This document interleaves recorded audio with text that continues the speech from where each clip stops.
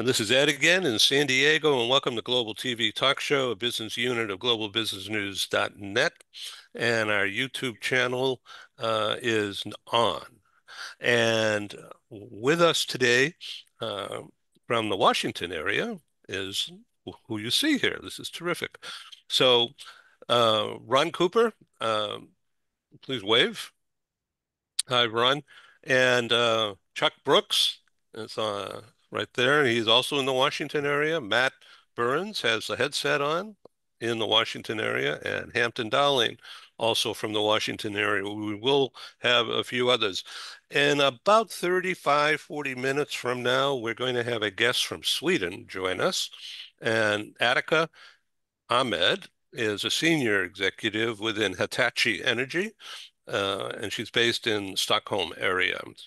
One of her responsibilities is global mobility, and she has been our guest a few times on our programs and likes the format and very much enjoys the camaraderie. So I'm going to ask each of you now to briefly, within a minute or two, give us a headline about you and your current business. Ron Cooper.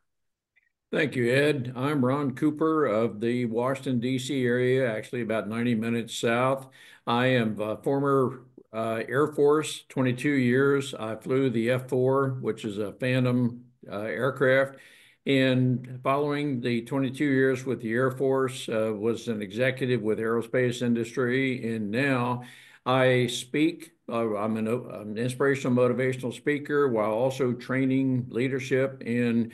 Ed, you mentioned camaraderie. I will tell you that amongst the three businesses, from my perspective, the law enforcement, along with firefighters, the military has almost, I consider it a market on camaraderie, and I speak on that. So, Ed, good to be with you and the rest of you. Thank you very much. Hampton Dowling, former naval commander, if I have that right, Hampton? Yeah, Uh, yeah, yeah. Yeah, okay. And now an expert on international maritime trade. Is that right? Well, it's one of the focal points of my consultancy. After retiring in the Navy, command at sea, I spent a number of years in the defense industry, a number of companies, larger major defense contractors. When the economy changed in 2009, I opened my own consultancy, and it's just been an incredible ride. My focus is a number of different, but very specific market verticals. It's energy services, logistics. I still have a focus on national security and homeland defense. But of late, I've shifted a lot towards bringing non-U.S. companies over into the United States as part of foreign direct investment. And I've always been helping companies kind of sort through some of the challenges that they face, certainly with international business. It gets very complicated. And part of our focus today is the impact of geopolitics, which is very important and has a direct effect. So companies need some guidance as to, you know, how to move forward. So it's what I do, Ed. And knowing you, Ed, is always a good part of it. I know we met maybe 10 years ago or so, and through Scott Hamilton's Yeah. office. Yeah, and then we've stayed in touch. And Hampton has been an in-person speaker in my DC area meetings uh, pre-COVID. And someday we'll do it again. I was, as you know, scheduled to be in DC this week for the Worldwide Employee Relocation Convention, but we've got some issues here at home, and I thought it's safer for me to be here. Safer meaning um, nothing to do with physical harm or danger. It's just family issues. So this is cheap and easy. I don't have to fly or spend money in a hotel. You And still look handsome, Ed, so all is good. you know what? I'm staying that way. I've got the magical face cream on, and the magic camera doesn't show any wrinkles, so it's cool. Matt, Tulo International. Give us a rundown about Tulo today. So I basically work with companies. Most of them are smaller companies in the defense area that are looking to do some work overseas, and helping them figure out, what to include when they're putting together a proposal, so that they actually make money, and helping them keep up with some of the changes in some of the different countries where they're interested in doing business. All right. Okay. Now, when did you work at Lockheed?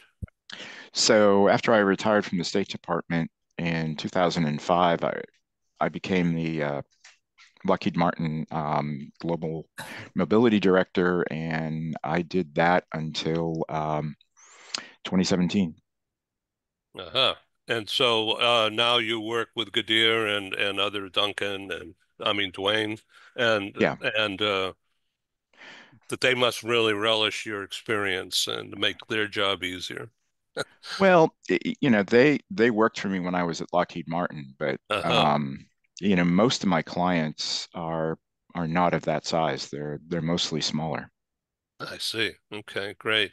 And do and as I understand it, you deal with companies a lot in defense, and what you don't do is anything with embassies or NGOs as of now, anyway. Well, I mean, embassies, you know, they really it's a completely different um, a type of world. So they kind of do their own thing. And a lot of the things that a private company would be concerned about, like taxes, um, they have exemptions from all of that, because of the Vienna Convention on Diplomatic Relations. So, they don't really have the same needs that, a private firm might have. I've done a little bit of work with NGOs, but that's not really a growth area for me. Okay, we're joined now by Dr. Ken Lloyd from LA. Hi, Ken, welcome. Thank you. Nice to Uh, see and or meet all of you. and also from Stephen Howard, just published his 25th book, which he's going to talk about in a few minutes from now. Welcome, Steve. And also in LA is Gary Sanger, who's a preeminent executive search consultant, executive. Thank you again, Gary, for being on the program. My pleasure. Who was the 25 book author? Stephen. Stephen, how do you keep track? How in the world do you keep track on how many books you got? And if you wrote one yet this morning, I'm just really interested as to how you figure that out. Nice to see you, Stephen. Always a pleasure. Thank you, Gary. I finished one yesterday. I haven't written one this morning yet. I'll try to improve my productivity here. I keep a It's spreadsheet, early. Gary. I It's keep a early. You still spreadsheet. have time. Yeah, I keep a spreadsheet partially because I tell you what, it's getting hard to figure out who to dedicate these books to. So I had to keep a list of everyone I've dedicated to so I don't replicate myself too much. I think Ed's a Uh, good possibility. you're cool. You're cool. Thank you, my friend. Okay, introductions for those who've just joined. And as I mentioned earlier, in about 30, 40 minutes, we'll be joined by Attica from Sweden, from Hitachi Energy Worldwide. And there may be another surprise guest. Uh, there's a number of people who said they're going to try to tune in from their iPhones while they're in Washington for this week's convention. So I would like to once again say thank you to all of you for your time and what's going to be a really interesting and fast-paced program here. There'll be a number of mini keynotes, and a few people have some slides. Hampton Darling has a time constraint, so we're going to get him on first once we begin. He has a couple of slides to show, but he needs some help from one of you to how to upload his slides into my screen share. Okay, so when the time is right, in just a couple of minutes. So Dr. Ken Lloyd has been on our program many, many times. He's an author. He's got a new book coming out in December. Why don't you tell these people and the audience out there in the world about the latest Dummies book? I'm sure be glad to. I'm thinking about the question about uploading. If my grandson were here, he's 11, he could do this in 2 seconds. I can't even get my phone to work right, but Well, I'm anyhow, used to yeah. Teams and other things. I don't remember how to do it with Zoom, and I haven't done Zoom for a while, so I'll figure. I don't know. Ed, you got the slides, so maybe your colleague easier. You know, I'm all thumbs, so I'm not even going to try. I'm afraid we're going to lose connection. So I've had enough. Okay, Ken, what's the book? Yeah, the book is a new edition of a book that I did for the Dummies folks 15 years ago on performance appraisal. And they had come to me at the end of last year and said, would you do a new edition of this book? Since so much has gone on in the field, I said, I'd be glad to do it. So it's performance appraisals and phrases for dummies.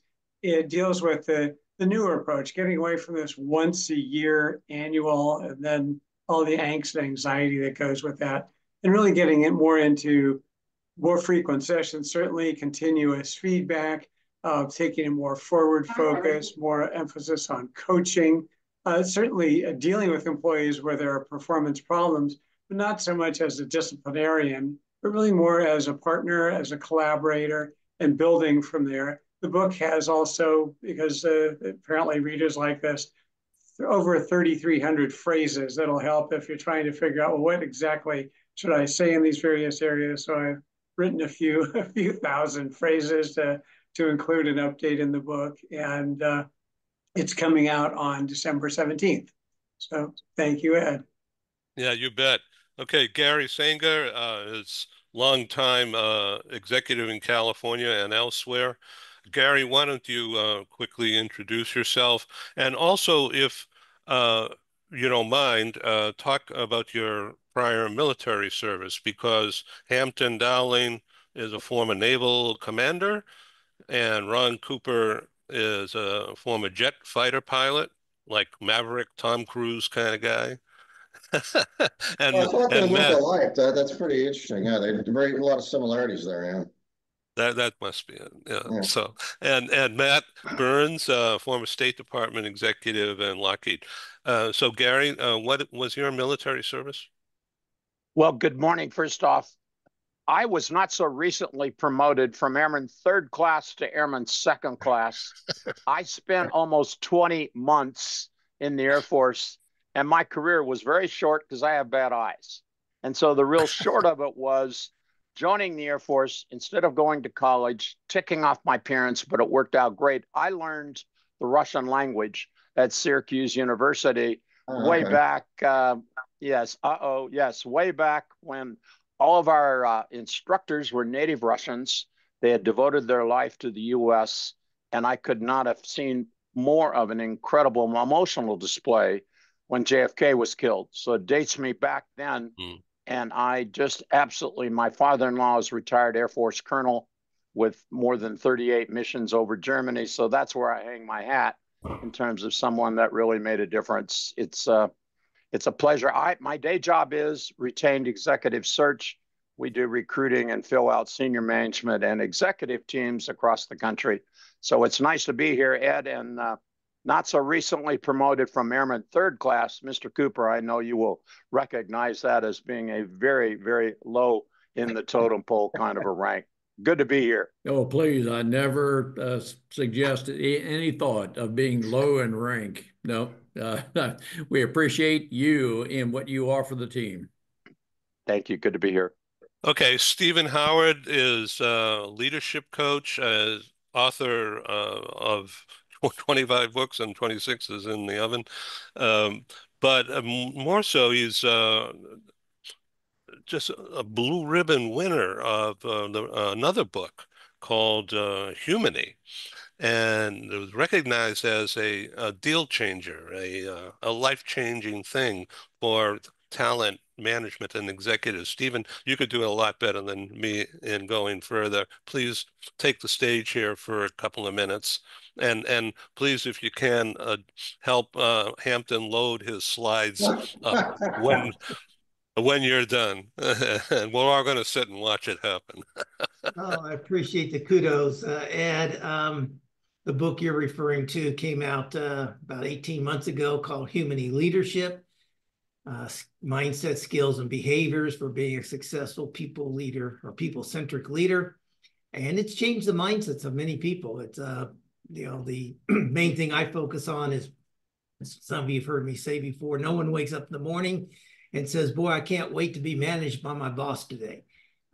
As leaders, we manage things, we manage processes, policies, procedures, projects, but we lead people. And we have to put that hat on. Now, there are times I admit we have to manage people, but hopefully with the management hat is only on about 10 or 15% of our time. And if it's on 85% of the time, 90% of the time, we've either hired the wrong people or we're doing the wrong job of being a leader and we're micromanaging people. So that's the gist of the book, the gist of a lot of what my coaching and mentoring is for leaders, from everyone from supervisors on up to the C-suite and entrepreneurs, and helping them change that mindset and understand how to build sustained results through that mindset. So thanks, Ed.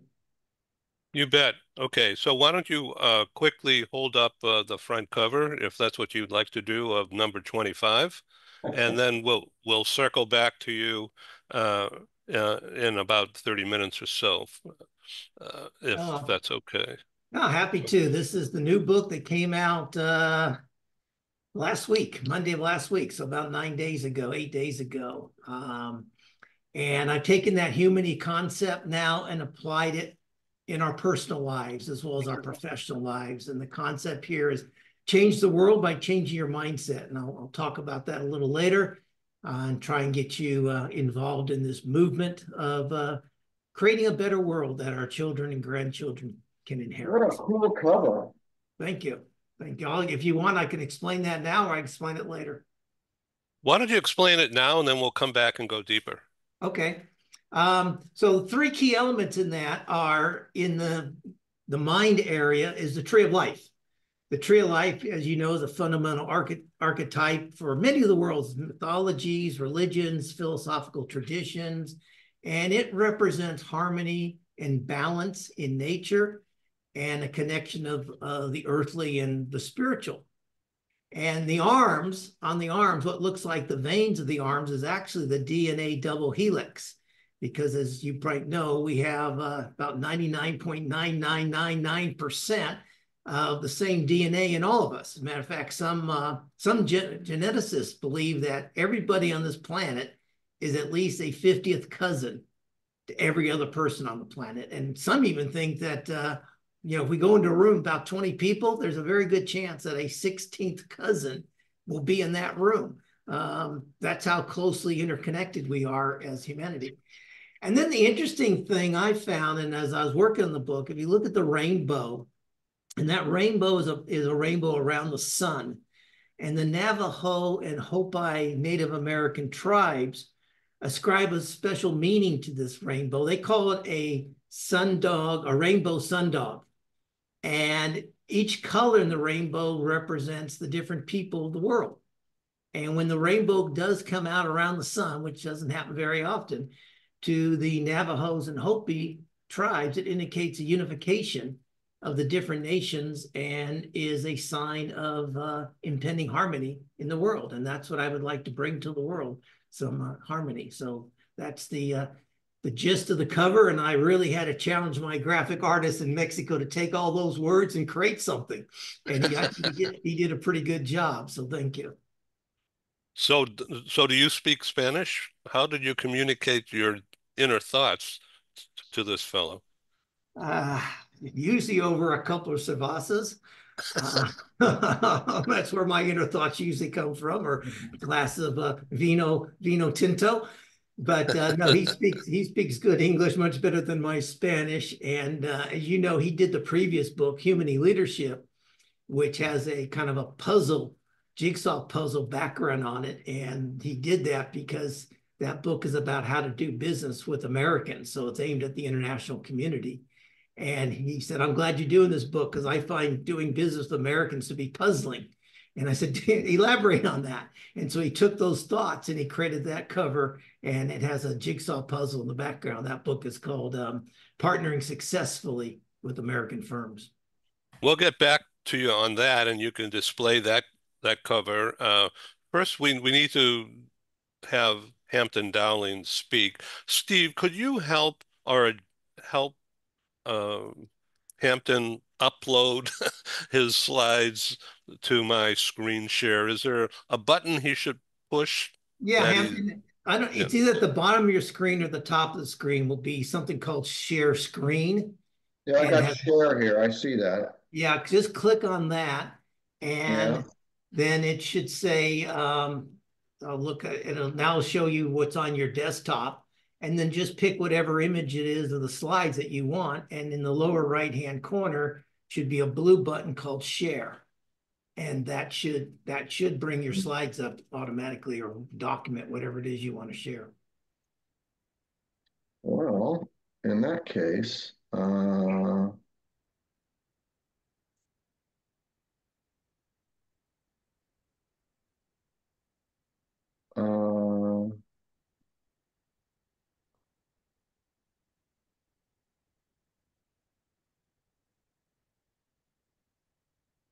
I'm not doing it well. I'll tell you what, if you, I've just put my email address in the chat box. If you want to email them, I can upload them for you.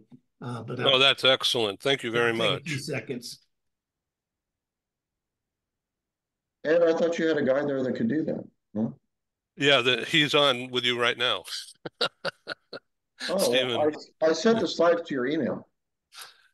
To Stephen's email or to mine? Or to yours. I sent them about, Ed, forward them to me. Forward them to me, Ed.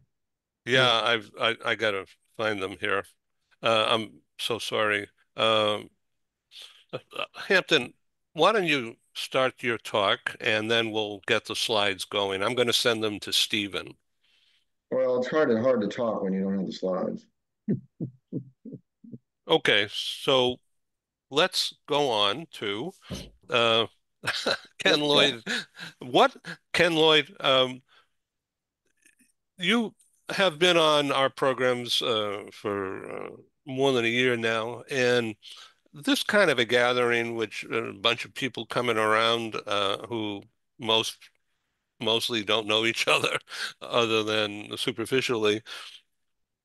The psychological basis of this kind of an encounter uh, is a test of one's being calm, cool, collected, media savvy. Um, your PhD is in industrial psychology, organizational development. That is so needed today. Wouldn't you agree? Oh, I totally agree. And I think these kinds of gatherings with such a diverse, interesting, and amazingly experienced group just builds it just builds all of us. I mean, I look at these programs as educational, informative, and entertaining. And it's always great to see the folks who've been on before, as well as to meet the new and very impressive people.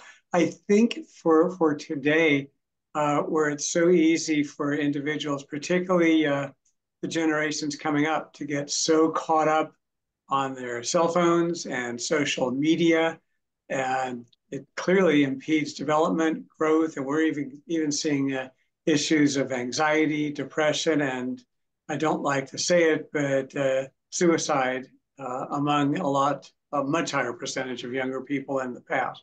So to me, getting together, well, it would be even better if we're all sitting in a room. This is a much greater step than sitting and perhaps reading or ignoring it and just sitting out on social media and walking into a tree, or as Stephen Howard sees people walking with their heads down, thumping around.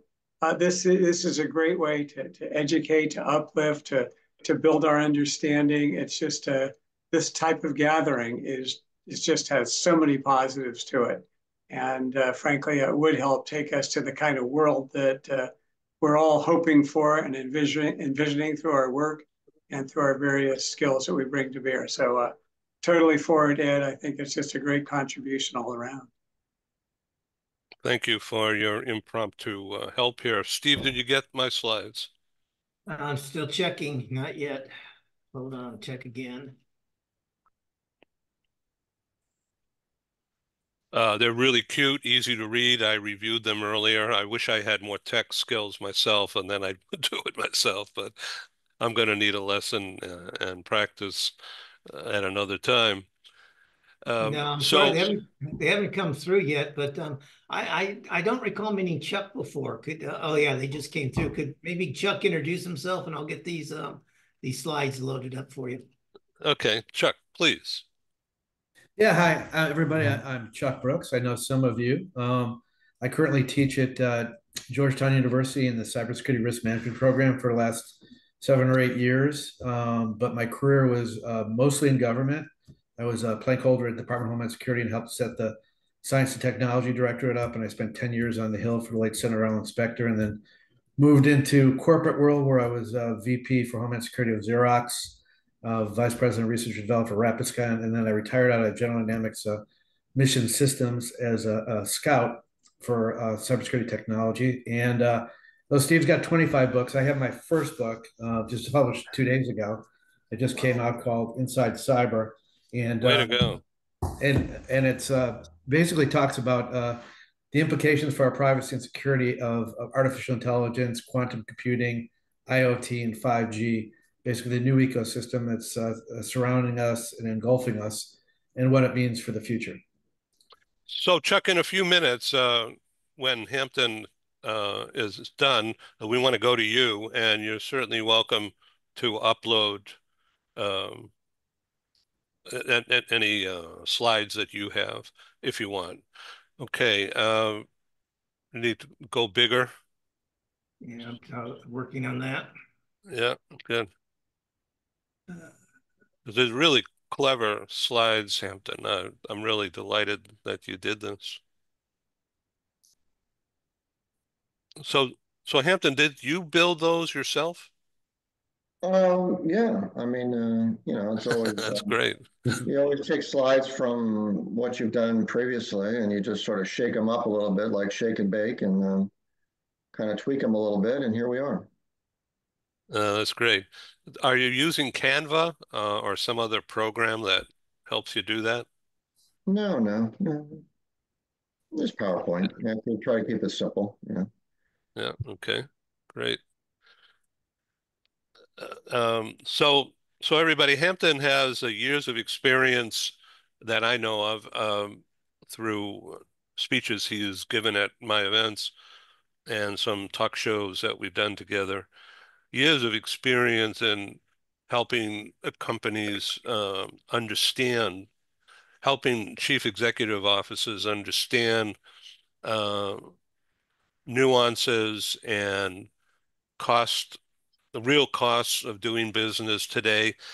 Hampton, would you like to address that topic, considering the esteemed audience we have on camera as well as out there in Well, I need to TV? go. I don't know. I need to go to the first slide. I don't know if I don't know if I can manage it from here. All I do is see one of the slides.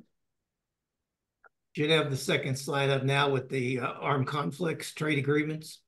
No, I don't. I have some other slide. No. What I see on my screen is a young man in a tie, brown hair, the global economy and myriad of external influences are driven by factors beyond the long term. Yeah, and I see your inbox. It's still associated with your Microsoft inbox, Outlook inbox. It's not the total screen. Okay. Steve, you need It's to not a go screen. slideshow.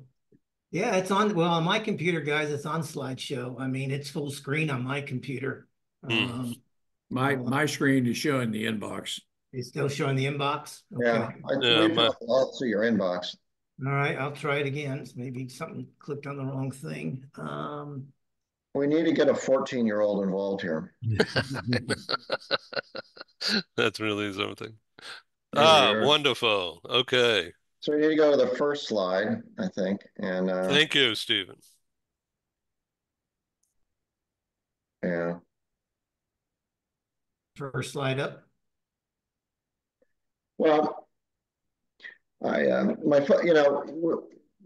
you invite all of us to participate and contribute, my thought was, well, how do I match geopolitics to business? And um, you don't really have to speak to the topic when you have conversations with individuals that are in the Fortune 250, 200 companies. And my consultancy and where I spend most of my time are companies that are mid-size and not necessarily always in Washington. If you're in Washington every week, there's an event going on that's associated with geopolitics. It's vastly different than when you go across the bridge, across the river, across the moat from Washington into the rest of America. Companies aren't necessarily aware of. They're not focused on what we look at in Washington, which is really the external influences, what drives politics, what creates a multitude of decisions that influence business. So I try to distill it into parts that are digestible by mid-sized companies that really produce and generate income and products and services for our country. So moving to the first slide, you have to think about geopolitics in the sense of,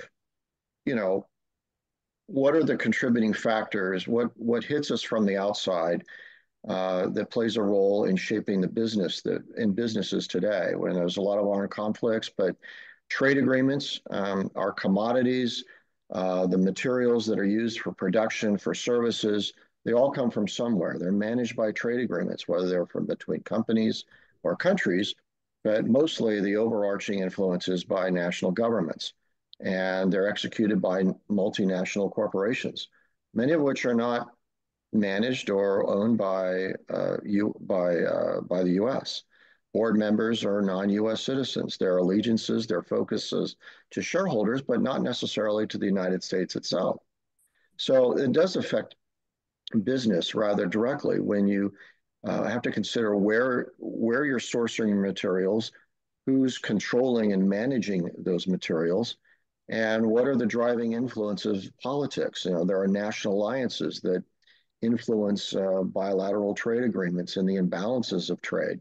And all these are rather ethereal topics to many mid-sized companies that aren't part of the day-to-day diatribe of Washington. And it's important to, from my perspective, to give some insights as to what those impacts are on business today. Elections play a role, but to a tremendous extent, geography is an extraordinary player in geopolitics. So that takes us to the center of the slide. Just today, we have we'll just stay on that original slide. In the middle, you have 7 ongoing conflicts that didn't exist 3 years ago. 3 years ago, this center circle, by and large, was white. It had nothing going on. And today, all around the world, we have an immense amount of armed conflict. If you just simply look at the 2 circles that are on the far right, Taiwan, and then you look at Southeast Asia, that involves 40% of the world's population. All of this is in some level of armed conflict or contentious logistics or a lot of stress that has an influence on business. And all this influences political priorities and, in a sense, also influences the movement of people, whether it's tourists, businesses, but the mobility of people are largely influenced by these type of conflicts, which, of course, when you take it into what does it mean for business, it influences supply chains, which is commodities, it's minerals, it's the underpinning and the fundamental engine of business. When you influence supply chains, then of course you influence the financial markets, which then of course has a direct bearing on industry agreements worldwide. So when you want to sell your product, when you want to provide your services outside the United States, or you want to attract business from outside the United States to us, there's an impact caused by and large from conflicts that we're seeing around the world, but also by trade imbalances, national alliances, who's controlling, who's influencing supply chains, minerals and commodities, who's managing these trade agreements. All these largely external factors play an enormous role in every element of business. So what does all this mean for mid-sized companies here in the United States? So we go to the next slide and we bring it a lot closer to home. You know, certainly these large conflicts that we see ongoing puts a lot of pressure on government spending, which increases our debt and increases the number of dollars in circulation. So the fundamentals of business is it causes a lot of inflation, and it really puts a lot of pressure on what's the leverage of the dollar, what can we do with the dollar, what's the value of the dollar. And of course, if you're a manufacturer, it affects the cost of goods sold. It affects your profit, which is based on revenue and the price that you're able to place in the marketplace. In the end, it affects your output, the solvency of your business, your ability to manage labor. All these are factors that are what we learn in school in the strategic profit model. You know, these conflicts that cover almost a little bit more than half the global population, that cover every continent, with the exception of perhaps South America and Australia, have a direct bearing on business. Geopolitics has a direct bearing on business. So as you look to the right and you follow this red line and you go through all these contributing influences, here at home, it affects what are the public services that are available to us, the amount of taxes you pay. It affects the relationships that you have with consumers, your contracts. And then again, what is the impact on your business plan? What's the impact? What's your leverage for investment? And how does it affect the aspirations of your business?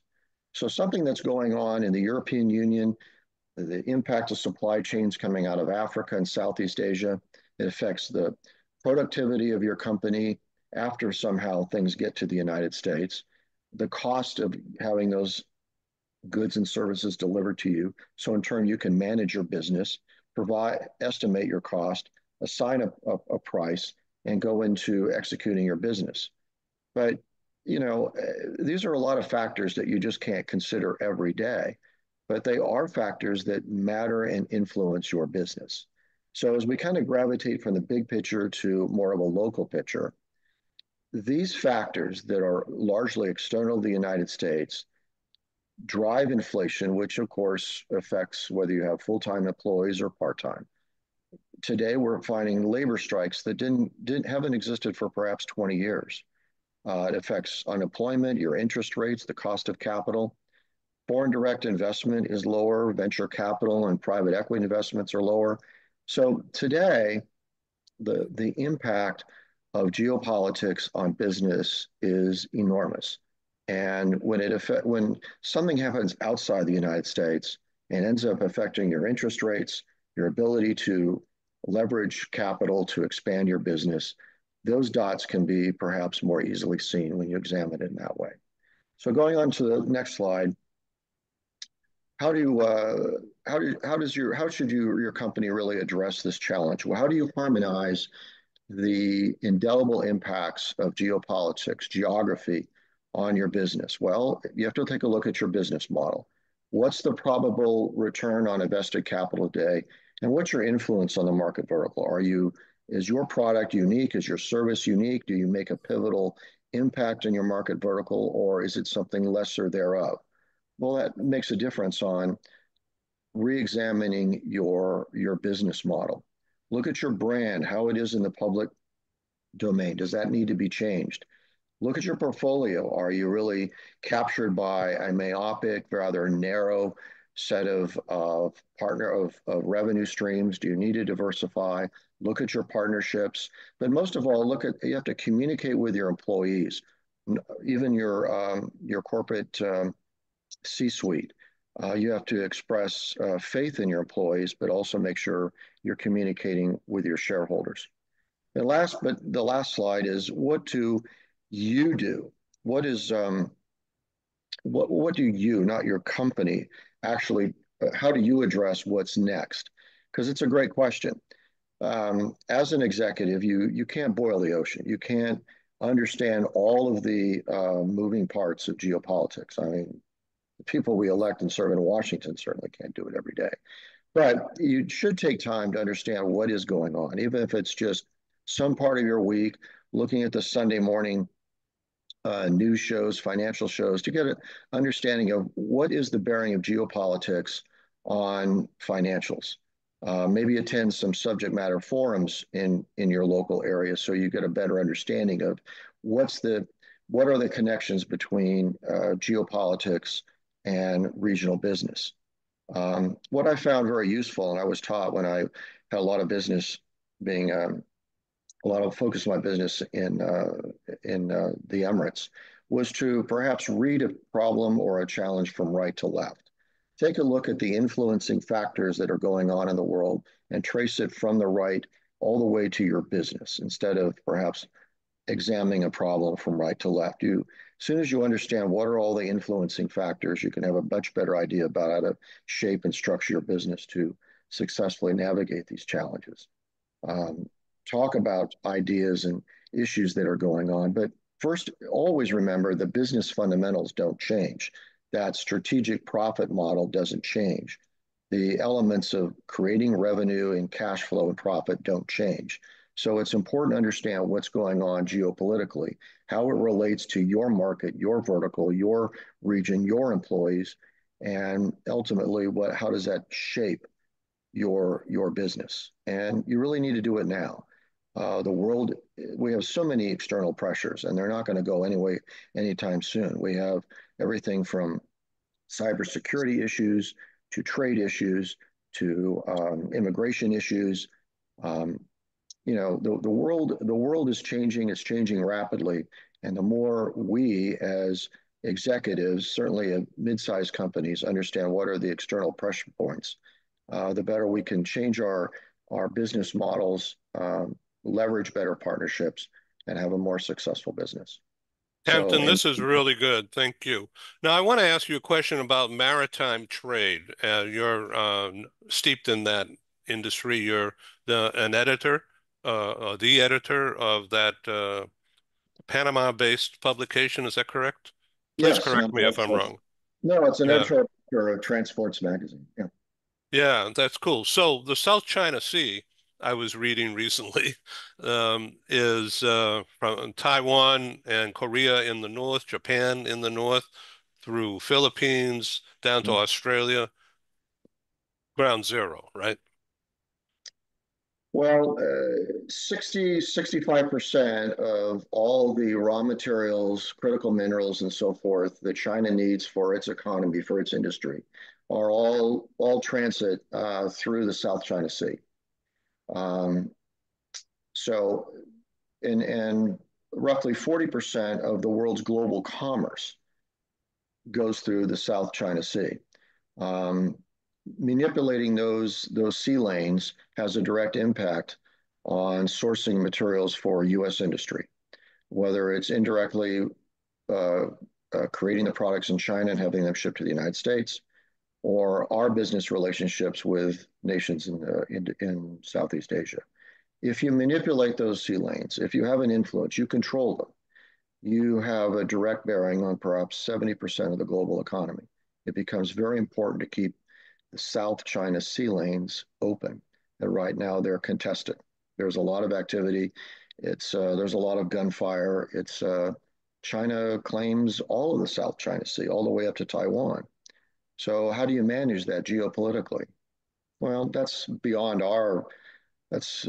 in our rice bowl, but we need to be aware of what that outcome is. And right now, there's a lot of shipping that's being diverted away from the South China Sea, being diverted away from going through the Suez Canal. So when you change the normal shipping lanes, when you have an impact on how goods are transferred from point A to point B, there's a cost that's incurred. And ultimately, that cost is burdened by companies, and it affects the cost to running your business and the price you put on a product that you make. So the recent involvement, re-involvement in the Philippines, in Manila, this is a strategic move by the U.S., right? It is. After the fall of the Soviet Union in the early 90s, the peace dividend is what it was caused back then. We sort of withdrew from a lot of our foreign engagements, certainly from a national defense perspective. The Philippines changed politically, became less focused on Western relations. We lost our military presence in the Philippines for the first time since we took the Philippines from the Spaniards at the end of the Spanish-American War. So we really didn't have the leverage from a national defense perspective using the Philippines should any challenges arise in the Pacific. Well, fast forward, China rises to be their fleet expands. They take a great interest in the South China Sea, which the Philippines borders. And what do we do about it? Well, how do we influence? How do we manage and ensure those sea lanes stay open? Well, we lost our presence in the Philippines, so we've now re-engaged. The new president, well, he's been president for a while, originally reached out to China to develop a relationship. That didn't work out very well. So he turned his focus to the US. We've established bilateral military and furthered industrial relationships.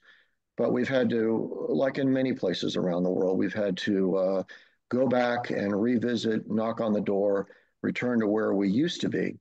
And our military presence, or those bilateral relationships, have an impact, a direct impact on private sector contracts and agreements. And if our military presence isn't known, if our economic leverage isn't profound in globally, it affects our private sector from being successfully negotiating international agreements.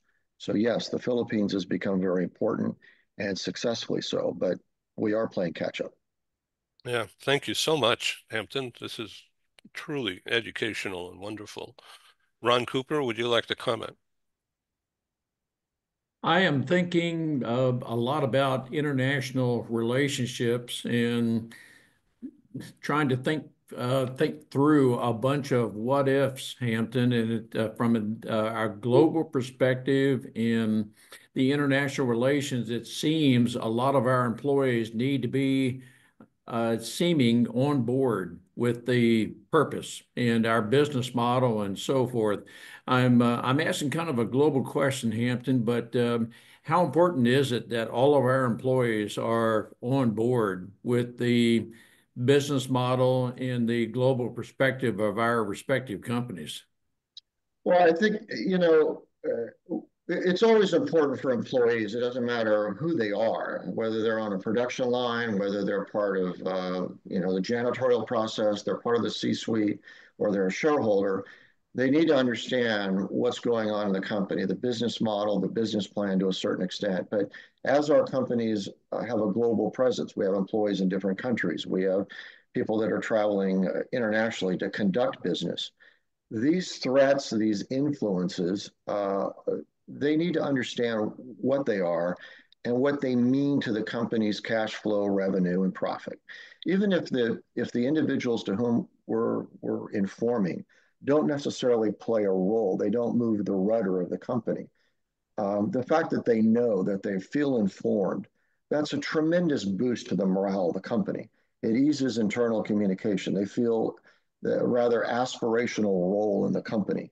And people always are thirsty for information. They really want to know what's going on really outside their particular job jar. So the communication of these details at some digestible level is always very important. And I will say, just as a quick follow-on, Hampton, that I believe it's incumbent on the senior leader to project that level of being informed, that we care enough about how does it all fit together from the top all the way down. And I don't like to think of it as necessarily as a hierarchical, but if I'm the CEO of the company, I'm responsible for making certain everyone in the company understands the business model, how we interact, and hopefully every one of my employees are all in and on board with everything? Well, I mean, I was just not very long ago in Seattle with a mid-sized company, and the CEO was just very concerned about supply chains. He manufactures products, and affects the bottom line. He really wanted to understand more about what's going on, what affects supply chains, what are the influences on sourcing critical minerals and materials. Had to walk through that. And he said, "Look, Hampton, will you hang around another couple of days? I have my shareholders getting together. Would you lay this out for them?" Well, I did in a very conversational way over dinner. Well, that bled into another day where they wanted to restructure their strategic plan, which went into another 2 days of restructuring their business plan, which after I left caused them to change 5 of their major agreements. Well, over the course of a month, that company changed its outlook, it changed part of its business model, and it affected the share price of the company, all because they understood more about how the geopolitics affects their local business rhythm. It's really fascinating. I mean, it doesn't happen with every company, but your question is quite valid. How you communicate all this in the right way is so important because they are the ones that drove the changes, not me. And I'll say and I'll stop with this, Howard or Hampton, by saying that I believe that what you were just discussing is, to use Stephen Howard's example, harmony in the company.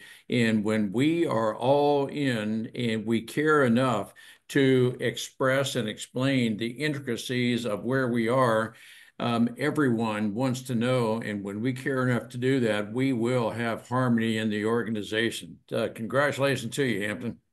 That's really cool. Matt, yeah, I value your opinion and your insight here. Well, I mean, as Hampton was saying, what happens in different places around the world, can have a big impact on an individual company's bottom line and what their prospects are for the future, and particularly when it comes to expanding growth. I mean, I think Hampton, what have you found with companies in terms of not just Asia Pacific, but what about Europe? I mean, do you see companies finding more opportunities in Europe or fewer? Europe's not very healthy right now. I spent a lot of time in Poland, Estonia. I'll be visiting Bucharest here very soon. The war in Europe that's going on for almost 3 years is rather amazing. It's displaced a couple million people from Ukraine. It's changed the dynamics of the industrial base in Europe. Poland is about ready to overtake Germany as the industrial capital of Europe, rather shocking to many people.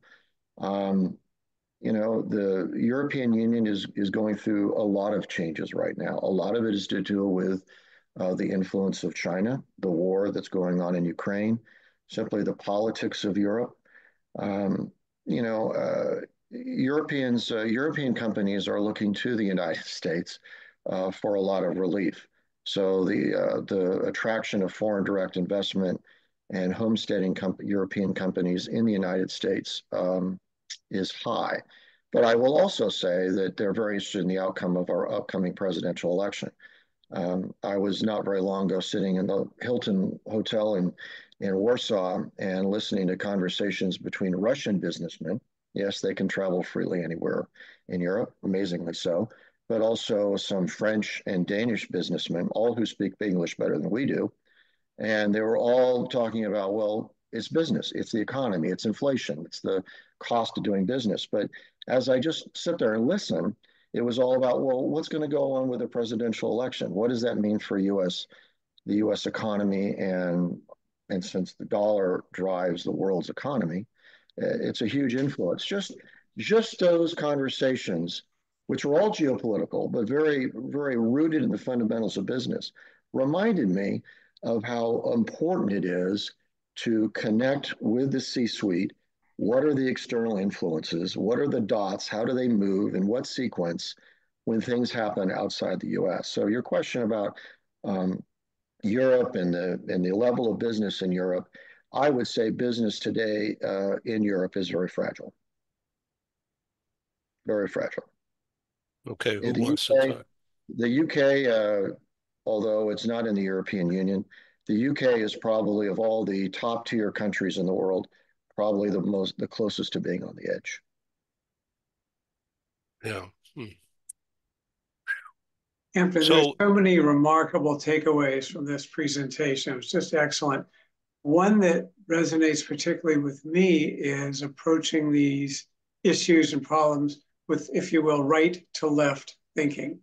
I Yeah, think it's great. I I love really, it. what's that? I love it. The everybody, well, the crown prince that runs the ports in Dubai. I was talking to him about port security. This is a number of years ago, and he said, "Hampton, you're looking at everything completely wrong." Well, I mean, that's quite a statement. I didn't think I was I'm not the brightest guy in the world, but I didn't think I missed it. And he said, "No, you're looking at everything wrong." And he said, "Let's start over here." He went to a whiteboard, just the same whiteboard you have. And he said, look at all these factors that influence your business and how they mingle together. And you start moving all these things from right to left. So he said, start with profit. What profit do you want to make? And then you start moving the equation to the left. And all of a sudden you understand what your business has to look like. I was really dumbfounded. So everything I do today, outside of maybe writing a document, is I do it all from right to left. Now, my wife thinks I'm crazy, but you know, I do it from right to left. I think it's just such a brilliant way to look at these kinds of issues, as opposed to the tendency is jump right into the weeds and start doing all that stuff without, hey, you know what? See that giant storm coming? You see what's on the horizon? Let's go from right to left. Hampton, I think it's a great book that perhaps Stephen will write. Right to left thinking, finding true success in It's first probably it's perspective. probably I designing think the it's cover great. right now. Absolutely great. And it's so visual. It's something people can immediately hook onto and picture it as they approach problems. It's not arcane or mysterious. Right to left. Oh, wait a minute. Maybe I'm way too over just starting because as you said, in most cultures, we write from left to right. A lot of the thinking is left to right. I think the right to left approach is just a great way to open up people's thinking and problem solving. So thank you. Well, that's what I did with this company's shareholders up at a huge estate outside of Seattle, and it really made a profound difference. And it's hard for Westerners to explain things going from right to left. It's sort of an acquired taste, but it's effective. thank you so much. Hampton, as your time here comes to a close, if I could just ask you a question the about Germany as a business center. They're so powerful, yet is the change from Warsaw growing industrially? Is it now they just more open, more willing to be entrepreneurs, innovative, whereas Germany is very, very strong in what they do and they think they're fine how they are.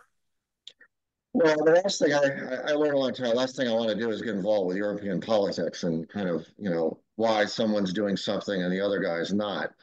Um, Germany's been a very profound, strong industrial company since the mid 50s, and a lot of it had to do with the Marshall Plan and investment from the United States.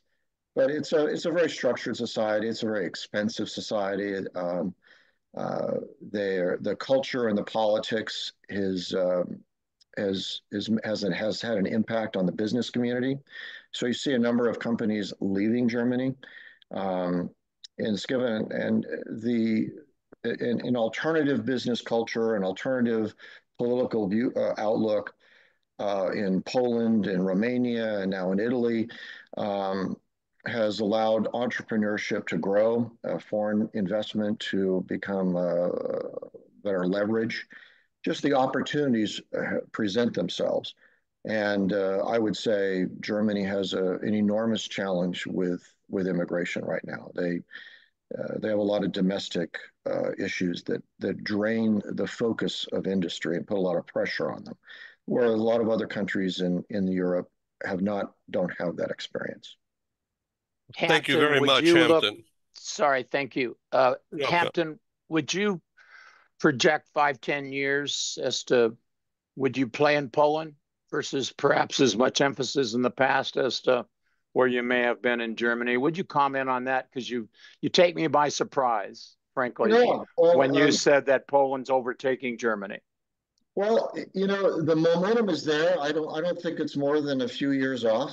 It's just the economics. It's the EU has put a lot of money into Poland, whereas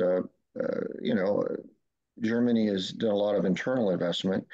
But it's just the opportunities are greater in Poland. The labor, the skill level of labor is there. Um, they have been very aggressive in decentralizing, getting away, privatizing companies as opposed to state-owned enterprises. Um, it's just the benefits that are afforded to companies are huge. It's whether it's from taxes, whether it's from education. A lot of it's just a mindset of the people of Poland. They are very aggressive and they're very dedicated to developing the country on the world stage. The war in Europe has made a positive impact on Poland because a lot of things flow through Poland down into Ukraine, and a lot of Ukrainian talent has moved to Poland, which has made a huge impact. It's not trivial at all. So Poland has really benefited from the shift of rather progressive politics to something that's more conservative, more business oriented. And you're seeing that also translate into other countries in Europe, Estonia, Lithuania, even down into Italy now. So the structure, the stress, the difficulty of doing business in Germany is not replicated in Poland and elsewhere. Thank you, Hampton. I want to introduce Simon Davis, who comes to us. I think he's in Washington this week, but he's from England. Welcome, my friend. Hi, sorry guys. First of all, apologies for my lateness. I'm here in Washington at the WERC conference, and we had a client that asked us for a breakfast stroke meeting this morning, which clearly takes precedence when we're here. Myself and my colleague Mario is over from Singapore. So please accept my hearty apologies. Just on the point there that was being made, I'd like to just pick up on that you went on to talk a bit about the what's happened in Ukraine and the impact, if you like, if we can take a positive from such a tragedy on Poland, is the lithium market is absolutely enormous in Ukraine, and that a lot of that is being transferred over to Poland. You're quite right, and with the EV market so huge as it is in Europe, that is a huge boost to the rebuilding or the infrastructure within that country. And a lot of that talent from that particular marketplace has simply migrated across. So that's a really great observation around there. And of course, Germany has its automotive business and its financial business that really secure it as one of the leaders across Europe. Interesting times, but just a comment wanted to follow up on that. Okay, and now I want you to take 2 minutes and tell our audience and our panel about ITX, the company. I'll try and do it a little quicker. It's always one of the longest elevator pitches ever about what we do. We don't provide a service in the same way as any service providers would do. We are a company that advise and consult with corporate organizations that have international locations around the world, wholly tax-paying entities where they employ and deploy their staff. And what we do is look at an alternative operating model called a global employment company. That is called a GEC, a GEC, or a GEC if you're in France or Switzerland. And the GEC is wholly owned by the corporate, a dotted line owned by that company, and that becomes the legal employer or employer of those international hires that cross borders for that organization. It helps with tax efficiency and social security, as well as many other things. It's a centralized way of managing your international program. And we do that from Switzerland. They have lots of tax and bilateral agreements around the world that other countries do not have. And we take advantage of that. Interestingly, 60% of people in a recent poll we ran in global mobility are confused or still have a misunderstanding around what the GEC does. And we spend a lot of time trying to educate the market around that. But most of the Fortune 500 big international companies will have a GEC and do have and operate GECs today. It's not always known, but that is a fact. So it's our task to try and tell the world, and it's pretty tough, I can tell you. Yeah, so that's what we do. We manage global employment company setup and feasibility. Thank you so much. I'm really happy to have you as a customer. Sure. Hampton, thanks so much. I know you got a dash. We need to move on. Simon, how much time do you have with us today? I'm good now for 35, 40 minutes. Okay, good. We're going to go now to Chuck Brooks, cybersecurity expert. Chuck, say hi and welcome again. Thank you. Thank you. And I appreciate that. Yeah, no, it's great to be here again. It's always great to be on your broadcasts. They're very informative and reaches a broad variety of professionals. Yeah, thank you. So Chuck Brooks is extremely well known in the DC market and beyond, a two-time presidential appointee in your field. Why don't you tell us about that briefly? Sure. And I was appointed twice. The first time was by President Ronald Reagan, where I served as a assistant to the director of Voice of America. And the second time was under George W. Bush, where I was appointed to the Department of Homeland Security, both presidential appointments. Yeah, great. Equated it. Okay, I want to turn the program over to you now for the next few minutes. Sure. You show slide or the front cover of your book Yeah, I again. can show the front cover again. I can really explain things. This is my new book again that just is out, available on Amazon and Barnes and Noble. But really, since we're talking about geopolitical threats, I think cybersecurity is a great topic. First of all, what I call the axis is really China, Russia, Iran, and North Korea. And it's not new. They've been doing this for over a decade, a lot more than that, actually. But the threats are very real, and they're different kinds of threats. And if you look at these players, first you see the Chinese, and the Chinese have different motivations. They're looking in the long game, where they're trying to procure technologies or steal technologies and IP, and they've been very good at it. They stole the plans to the hypersonic aircraft from the U.S. They've done not just that, but many of our weapon systems have been compromised, and that's why we've had to urgently bolster the supply chain at DoD because they made an effort to do this. They frequently go into Silicon Valley and invest in startups to get the IP. They also have a good deal of their military directed just doing it cybersecurity type attacks or activities. And some of the attacks you see from the Chinese are also testing our critical infrastructure, like water supplies, state and local governments, etc. So they're looking to see what our response will be. Now the Russians are a little bit different in the fact that they operate in a different way. They didn't have the resources that the Chinese put behind it in the military, but they have a lot of ingenuity in some of their attacks. Solar winds is what comes to mind. Has been done for many years. So they've placed malware in some of our biggest networks, and that's why we went to this whole zero trust policy, because we didn't know it was connected by devices or people, or even malware stuck in these systems. So the Russians have done that. They do it maliciously for geopolitical purposes. They also have capabilities. They've hijacked a Viasat satellite during the Ukrainian conflict during the first few days. So space is a realm of opportunity for them too. And what we know them for more is that they basically work closely with organized criminal groups sponsored by them, and actually sometimes funded or shared funding with them.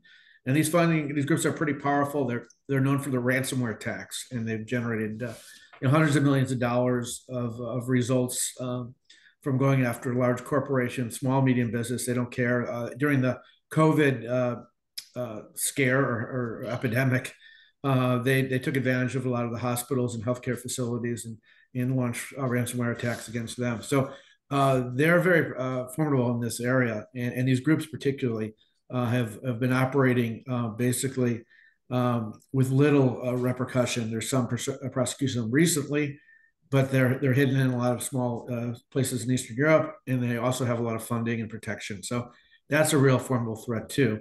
And then you have the North Koreans who have really financed their economy on ransomware. Most of their defense budget has been stolen from a lot of these attacks. And then along those lines, the Iranians too. They've also launched sophisticated attacks, mostly to try and disrupt infrastructure, not just against Israel and Aramco, which has been a major target of them, but also against the United States and other places too. So if you look at that axis, you need to be a little bit worried and a little bit more prepared, I think, in the cyber terms, because we're going into a new era. And this era is involving interesting technologies, and that's really the thesis of my book. Is that everyone's been talking about artificial intelligence, which has been around. It's not new because it's been really machine learning and stuff, but it's advancing, and it's advancing largely through generative AI, where people can now create their own programs and code, and then go to the dark web and match it with a toolkit to do some hacking, a ransomware, whatever they want to do. And then again, these geopolitical actors have much more invested and much more sophisticated in this, and they could use this capability to find vulnerabilities in networks and also automate a lot of attacks, which they're doing. Instead of going after a few hundred corporate targets, now they can go after tens of thousands of them automatically. And then it only takes a couple to get lucky and pursue basically extortion, and that's what they do. And so we have to learn the implications of AI, what it's doing right now. It has both defensive and offensive capabilities. I just mentioned some of the offensive capabilities. Another one that's sort of scary on the offensive side is what's called polymorphic malware, where they can disguise the malware, and AI can change its form. That is not new either, but it's more advanced now. But on the defensive side, it's also helped because there's a huge cybersecurity shortage. We're way short pretty much globally. And what can be done is to automate threat intelligence, particularly to take away false positives, or at least know what is real and what isn't real.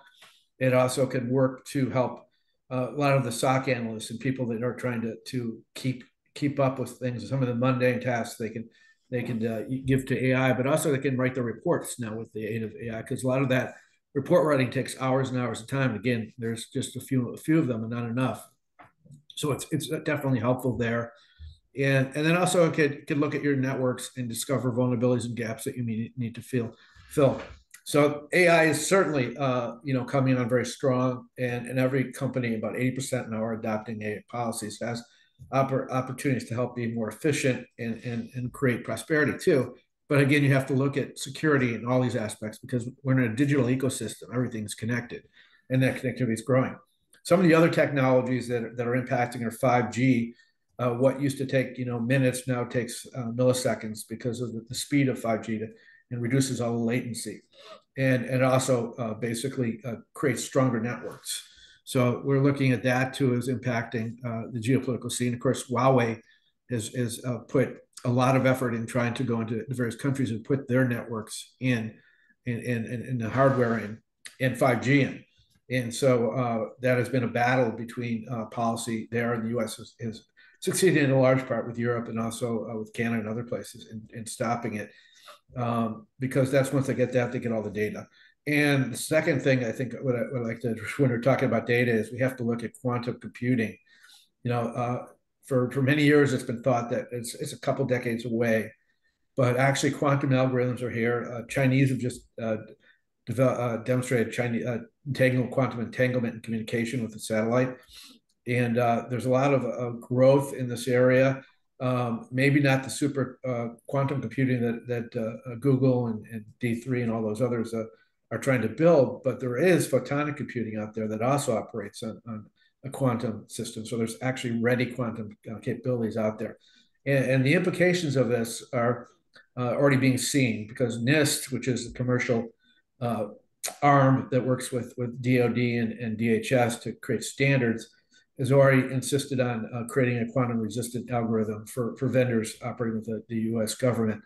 And that's happened in the last year to be able to defeat basically the day, what is called Q Day, when the Chinese most likely, since they're the biggest adversary in this area, get the capability to basically decrypt any data they have stolen, which they've stolen a lot, including opium records many years ago. And they have an advantage, of course, because quantum computing is many millions of times faster than any supercomputer we have now capability. So it gives a super intelligence capability. And then the other aspect, I think, which I touched on in the book, was IoT. And this is really, part of really the world of connectivity, where everything we're connected to now with our devices, our home systems, our alarms, our cameras, our devices, our appliances. So each one of those is basically an endpoint that allows an attacker to come in. And IoT is expanding at such a rate. There's more than 50 billion devices out there. If you look at all the trillions of sensors and stuff out there too, it's much more than that. It's continuing to grow. So it creates a dilemma for cybersecurity professionals. So that is why, again, you've seen a lot of these new policies coming in with, basically zero trust, to make sure that every device connected is known and is basically secured, encrypted, or whatever it needs to be done. And every person that it also has access to a network is basically given the right property of, identity access management capabilities or less capabilities. So I think you're seeing a new era with all this connectivity, all these devices, all these people, and all these new technologies come online. It's almost like the wild, wild west, and it's already problematic since cybersecurity is already, there's really been no remedy. I mean, there's millions of companies out there, and really what you can only do nowadays is try to make yourself less of a low-hanging fruit for the adversaries. But that we basically built an internet system without security in mind, and so we're paying the consequences right now, and it's going to get even more dire if we don't really look at everything we can do to protect ourselves. And that's what my book is about. That's breathtaking. I'll tell you, not funny, but really educational. Thank you. Sure. So should we all be, we've already been warned, essentially, not to use walkie-talkies. It's not a joke. Yeah. No, I mean, you're looking at electronic warfare too. I mean, if you look at the devices now, if you look at multi-domain warfare, we have a lot of military people here. It's changed because you're seeing robotics and drones being used more and more.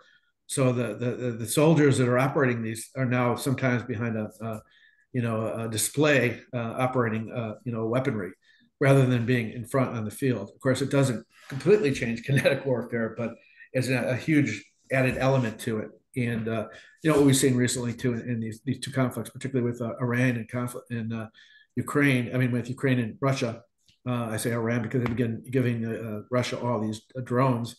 Is that it's become a huge aspect of warfare there, and Ukraine has been really quite successful in neutralizing many of the tanks and even taking out submarines and stuff that were in dock and ships. So warfare has changed from this too. And you're right. And then you mentioned with the Hezbollah thing with Israel is basically ingenious.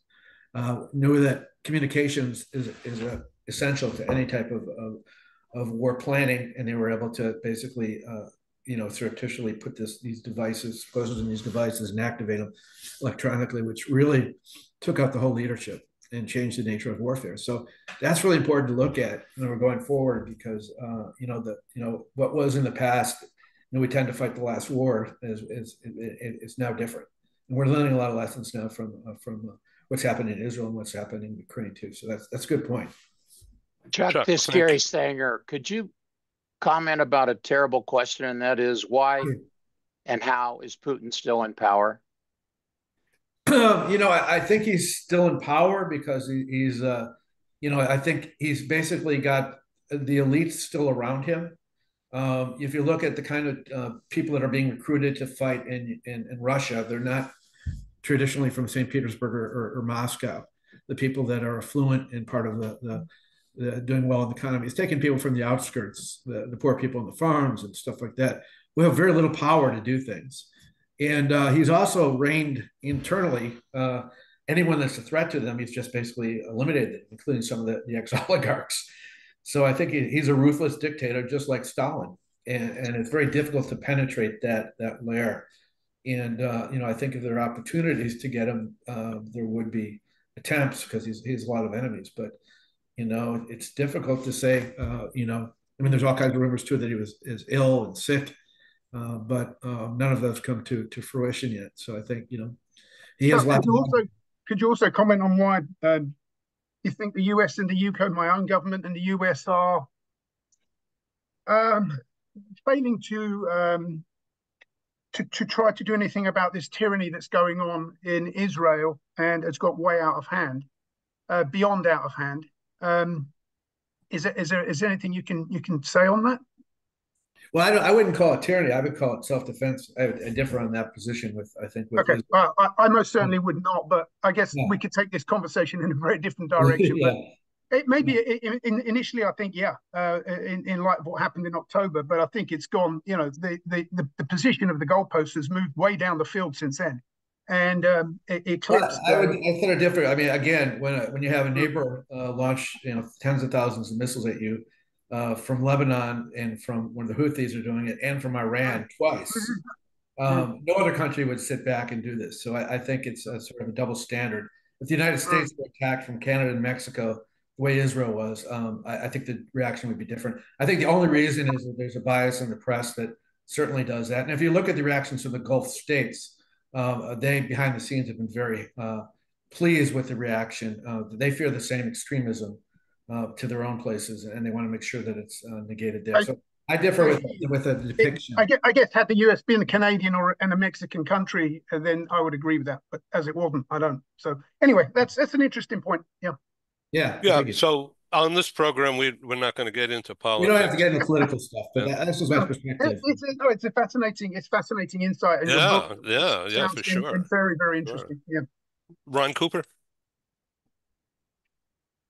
Chuck, I'm very interested in, I'm going to advance your mention of electronic countermeasures in the military context, but just using that as a kind of a takeoff point, is there an encryption science, an encryption service that is pretty much a fail-safe method of securing personal and company data, or in the context of ECM, is it always a measure, countermeasure, counter, and so forth, to where no matter what's out there today, it's going to necessarily have to change in a couple of weeks? That's a really good question. I think there's several levels to answer to that.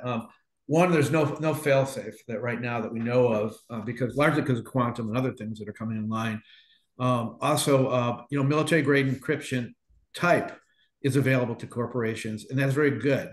And again, it's all in cybersecurity is really about making yourself less of a target, because most of the hackers are going to go where it's easier.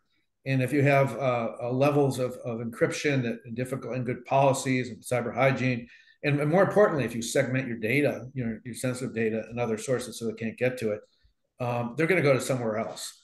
So I highly recommend that businesses look at getting encryption, and there's a lot available, and a lot you can debate upon, which is more more appropriate for your type of business. But the other way to us is managed services do this too. They'll go in, they'll look at the whole level of your vulnerabilities and help you protect yourself.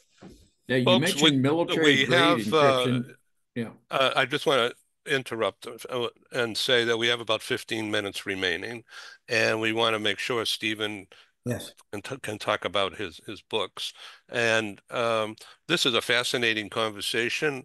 I also want to announce that on December 12th, that's 12/12, very honored that HSBC U.S. headquarters is going to host my in-person meeting, which will also have a digital component. So I welcome you all to participate either in person or virtually. HSBC has also hosted Global Business News in London 3 times and number 4 is coming up this spring.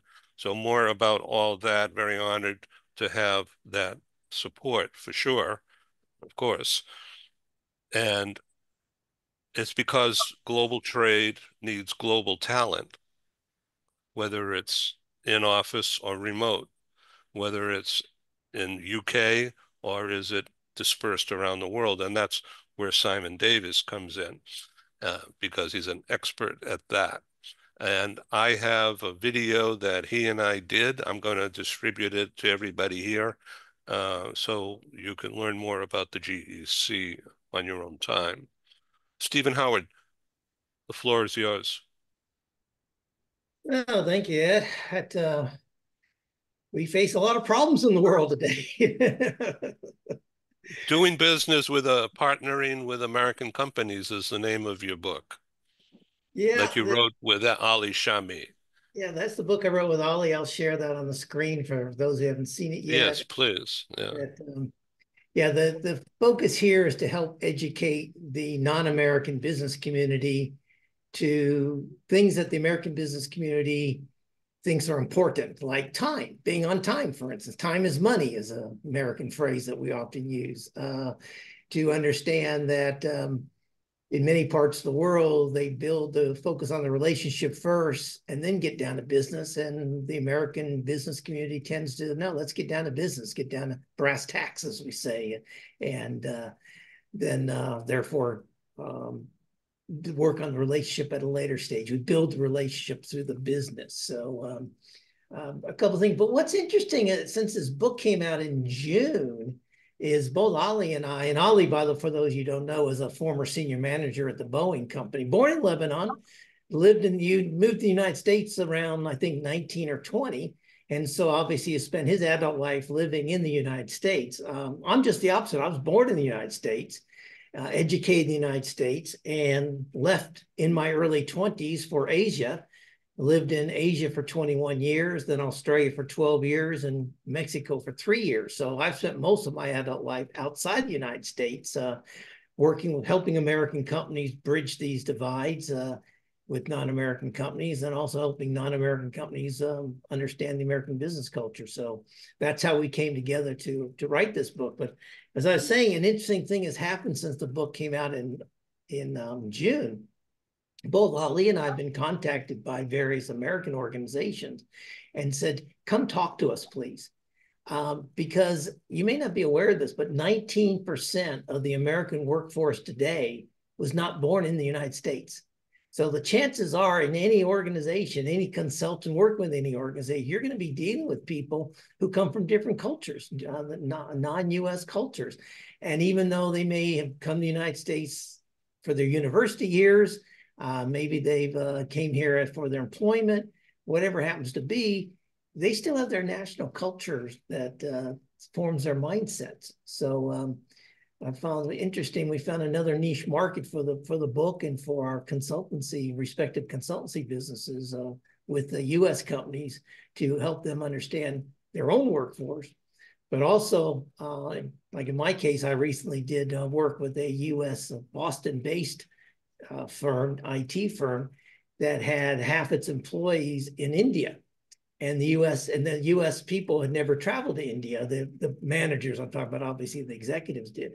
And so the U.S. managers are getting highly frustrated with their Indian counterparts and vice versa. They just couldn't communicate. They couldn't cross these cultural divides until we went in and showed them, hey, this is what's important in one culture. This is what's important to the other culture. And this is how you can close those gaps. So it's been an interesting journey. So thanks, Ed. Thank you. This is so educational. I've learned so much doing this show. Ken Lloyd, would you like to sum up? Sum this up. How do you come down to a few words that give you such a great perspective of business and people and working in the world and what we're looking at today and looking down the road in terms of what's coming up? All of it so quickly, again, whether it's technological change or unfortunately conflict in the world and the changes in migration, the changes in our labor force. It just tells all of us, going back to the beginning, let's look at this from right to left And as we make our plans and strategies to deal with the world as it's changing and to deal with work as it's changing, to keep that mindset to recognize that there'll be a lot of, and I know this has been discussed before, but a lot of rebranding, which is really adjusting, adapting to change, taking proactive steps to make sure that we're current, relevant, and on top of where our businesses is going, where our businesses are going, and where the world is going. I think the insights from all of the presenters today have just been remarkable and profoundly helpful. Stephen. Yeah, thought crossed my mind, I think partly during Chuck's presentation. I think I started forming my thoughts when Hampton was talking. But, I moved to Asia in the 1980s, and, the United States was and still is pretty much the big gorilla in terms of international business. But at that time, it was just huge. And we used to have a saying that when America sneezes, the rest of the world catches a cold. But having listened to Chuck and Hampton today, I want to share you my closing thought here is that when the global business community catches a fever or fever increases, the U.S. business community starts to sweat. So it's a bi-directional problem these days. So I just wanted to share that with you. Yeah, Chuck. Yeah, no, I think there's a lot of change happening in the world, not just in security, and I think you're seeing it now also with EU and AI. So there's a lot look of cooperation in global business and in global alliances. So I think along with the negatives, there's a lot of positive to take out of this, and I think it's a digital world, and the other thing about a digital world is that there are no boundaries. So transactions when you're doing business and also when you're protecting yourself are sort of integrated now. So we have a lot to learn in the next few years. Yeah, Matt Burns.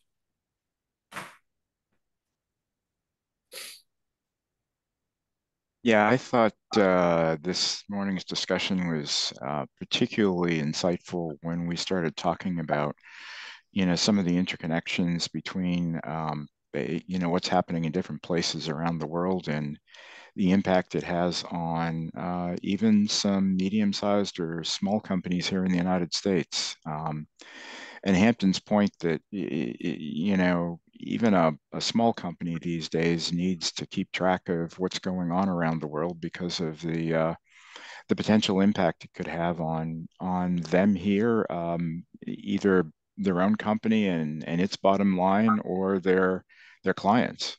So really great opportunity to learn. Gary.